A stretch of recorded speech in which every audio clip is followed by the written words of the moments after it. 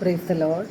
സ്നേഹമുള്ളവരെ, വിശുദ്ധ മത്തായി എഴുതിയ സുവിശേഷം 12-ാം അധ്യായം 31-ാം തിരുവചനം ഇപ്രകാരമാണ് പറയുന്നത്: മനുഷ്യൻ്റെ എല്ലാ പാപവും ദൈവദൂഷണവും ക്ഷമിക്കപ്പെടും, എന്നാൽ ആത്മാവിനെതിരായ ദൂഷണം ക്ഷമിക്കപ്പെടുകയില്ല. ദൈവം എല്ലാം ക്ഷമിക്കുന്നവനും കരുണാമയനുമാണ്. എന്നാൽ തിരുവചനം പറയുന്നു, പരിശുദ്ധാത്മാവിന് എതിരായ ദൂഷണം ക്ഷമിക്കപ്പെടുകയില്ല എന്ന്. എന്തുകൊണ്ടാണ് പരിശുദ്ധാത്മാവിനെതിരായ ദൂഷണം ക്ഷമിക്കപ്പെടുകയില്ല എന്ന് പറയുന്നത്?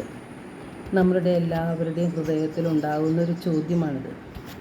വിശുദ്ധ മാർക്കോസിൻ്റെ സുവിശേഷം 3:29 തിരുവചനം പറയുന്നത്, പരിശുദ്ധാത്മാവിനെതിരായി ദൂഷണം പറയുന്നവന് ഒരു കാലത്തും പാപത്തിൽ നിന്ന് മോചനമില്ല, അവൻ നിത്യപാപത്തിന് ഉത്തരവാദിയാകും. ദൈവാത്മാവ് നിറഞ്ഞ ദൈവപുത്രനായ യേശുവിൽ അശുദ്ധാത്മാവുണ്ട് എന്ന് നിയമജ്ഞൻ പറഞ്ഞു. യേശു പിശാചുക്കളെ ബഹിഷ്കരിച്ചപ്പോൾ പിശാചുക്കളുടെ തലവനെ കൊണ്ടാണ് അങ്ങനെ ചെയ്യുന്നതെന്ന് നിയമജ്ഞർ കുറ്റം ആരോപിച്ചു. ആരാണ് പരിശുദ്ധാത്മാവ്? ത്രിത്വൈക ദൈവത്തിലെ മൂന്നാമത്തെ വ്യക്തിയാണ് പരിശുദ്ധാത്മാവ്. ദൈവത്തിൻ്റെ സ്നേഹം തന്നെയാണ് പരിശുദ്ധാത്മാവ്. റോമ 5:5 വിശുദ്ധ പൗലോസ്ലീഹ പറയുന്നു, ദൈവത്തിൻ്റെ സ്നേഹമാണ് പരിശുദ്ധാത്മാവ്.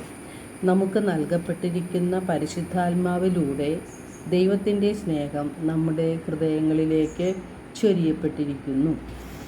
പരിശുദ്ധാത്മാവാണ് പാപത്തെക്കുറിച്ചും നീതിയെക്കുറിച്ചും ന്യായവിധിയെക്കുറിച്ചും ലോകത്തെ ബോധ്യപ്പെടുത്തുന്നത്.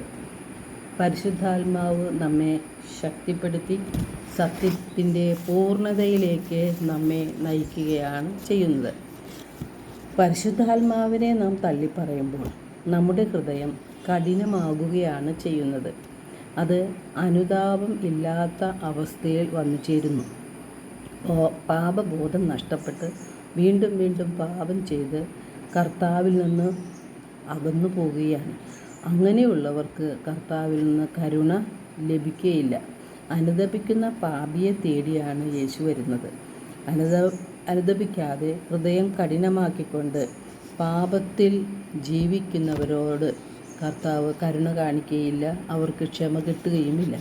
1 യോഹന്നാൻ 1:9 നാം പാപങ്ങൾ ഏറ്റുപറയുമ്പോൾ അവൻ വിശ്വസ്തനും നീതിമാനുമാകയാൽ പാപങ്ങൾ ക്ഷമിക്കുകയും നമ്മെ വിശുദ്ധീകരിക്കുകയും ചെയ്യും. എഫേസോസ് 4:30 വിശുദ്ധ പൗലോസ്ലീഹ പറയുന്നു, രക്ഷയുടെ ദിനത്തിനു വേണ്ടി നിങ്ങളെ മുദ്രിതരാക്കിയിരിക്കുന്ന ദൈവത്തിൻ്റെ പരിശുദ്ധാത്മാവിനെ വേദനിപ്പിക്കരുത്. പാപം ചെയ്യുന്നവൻ പിശാചിൽ നിന്നുള്ളവനാണെന്ന് തിരുവചനം പറയുന്നുണ്ട്. മനുഷ്യനെ പാപത്തിലേക്ക് നയിക്കുന്നത് പിശാചാണ്. പിശാചിൻ്റെ പ്രവൃത്തികളെ നശിപ്പിക്കാൻ വേണ്ടിയാണ് ദൈവപുത്രൻ പ്രത്യക്ഷനായത്.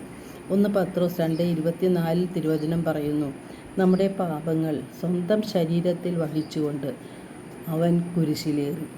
അത് നാം പാപത്തിൽ മരിച്ച് നീതിക്കായി ജീവിക്കേണ്ടതിനാണ്. അവൻ്റെ മുറിവിനാൽ നിങ്ങൾ സൗഖ്യമുള്ളവരാക്കപ്പെട്ടിരിക്കുന്നു. യേശുവിൻ്റെ തിരുരക്തത്താൽ വിലയ്ക്ക് വാങ്ങപ്പെട്ടവരാണ് നാം ഓരോരുത്തരും. നാം യേശുവിനോട് വിശ്വസ്തത ഉള്ളവരായിരിക്കണം. അപ്പോൾ നമുക്ക് വചനം പാലിച്ച് ജീവിക്കുവാൻ സാധിക്കും. പരിശുദ്ധാത്മാവിൻ്റെ പ്രേരണ അനുസരിച്ചുകൊണ്ട് അനുദിനം ജീവിക്കുമ്പോൾ നമുക്ക് വിശുദ്ധിയിൽ വളരുവാനും സാധിക്കും. എല്ലാവർക്കും ഒരു നല്ല ദിനം ആശംസിക്കുന്നു. ദൈവം നമ്മെ ഓരോരുത്തരെയും സമൃദ്ധമായി അനുഗ്രഹിക്കട്ടെ.